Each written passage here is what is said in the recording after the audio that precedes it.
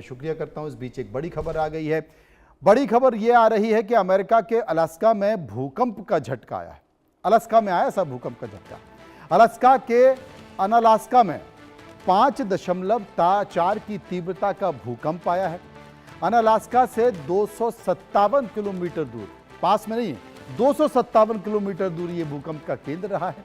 अमेरिकी राज्य अलास्का के सुदूर द्विपक्षीय क्षेत्र में भूकंप का जोरदार झटका महसूस किया गया है। रिएक्टर स्केल पर इस भूकंप की तीव्रता 5.4 रही है। भारतीय समय अनुसार यह भूकंप 15 जुलाई को रात 12:21 पर आया। भूकंप का मुख्य असर अलास्का के अनालास्का क्षेत्र और उसके आसपास के द्वीपों पर देखा गया है, जहां पर धरती के हिलने से स्थानीय निवासियों में कुछ समय के लिए डर का माहौल बन गया। भूकंप विज्ञान केंद्र के अनुसार इस भूकंप का केंद्र अनालास्का शहर से लगभग 257 किलोमीटर दूर स्थित था।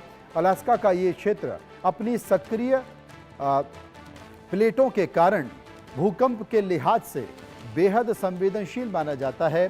देर रात आए इस झटके के बाद स्थानीय सुरक्षा एजेंसियों ने तुरंत तटीय क्षेत्रों का जायजा लिया। शुरुआती रिपोर्ट के अनुसार भूकंप के कारण किसी भी इमारत के गिरने या फिर किसी व्यक्ति के हताहत होने की कोई सूचना नहीं मिली है। सुनामी वार्निंग सेंटर ने भी यह साफ किया है कि इस तीव्रता से भूकंप से सुनामी का कोई खतरा नहीं है। और हम सीधे चलते हैं, प्रकाश कुमार भूवैज्ञानिक हमारे साथ मौजूद हैं, उन्हीं से पूछते हैं। प्रकाश जी, इस भूकंप को आप कैसे देखते हैं जो अलास्का में आया? ये जो अलास्का है, यहाँ सबडक्शन जोन है।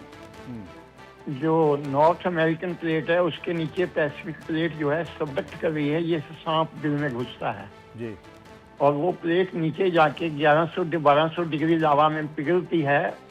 जब उसका बुलबुला ऊपर उठता है तो वो ऊपर की प्लेट को फाड़ के ज्वालामुखी भी पैदा करता है और भूकंप भी पैदा करता है।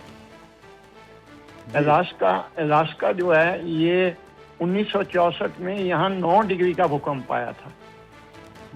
यानी कि जैसे हमारे यहाँ पे सुनामी आई थी अंडमान में 26 दिसंबर 2004 को और भूकंप आया था 9 डिग्री का इंडोनेशिया के सुमात्रा में, यहाँ पे भी सबडक्शन जोन है और वहाँ पैसिफिक ओशन में अलास्का में भी सबडक्शन जोन है।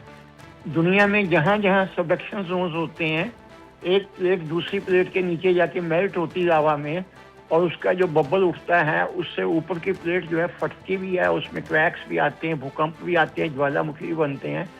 तो ये जैसे जापान है, तुर्की है, ये सारी जगह जो हैं ये सबडक्शन जोन के कारण बहुत बड़े बड़े भूकंपों का और बड़े फ्रीक्वेंट भूकंपों का कारण बनती हैं। जी, तो जब ये 9 की तीव्रता का भूकंप आया था उस वक्त कितना नुकसान हुआ था?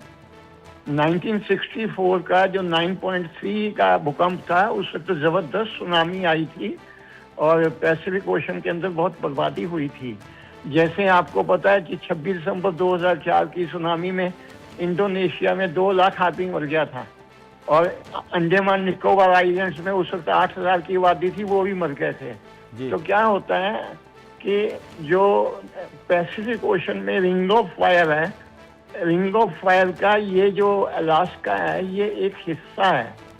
तो यहाँ पर सबडक्शन जोन्स हैं, तो यहाँ पर भूकंपों का आना और खतरनाक भूकंपों का आना और सुनामी तक पैदा होना ये एक एक्सपेक्टेड इवेंट है। जी, और बताइए। जी, वाकई ये बड़ी महत्वपूर्ण जानकारी आपने उपलब्ध कराई, खासकर भूकंप को लेकर जो कि अनालास्का से संबंधित थी। सूर्य प्रकाश जी विस्तार से हमें समझा रहे थे। फिलहाल आपका बहुत बहुत शुक्रिया और खबरों के सफ़र में इतना ही। आप चलते रहिए इंडिया न्यूज़ के साथ। नमस्कार।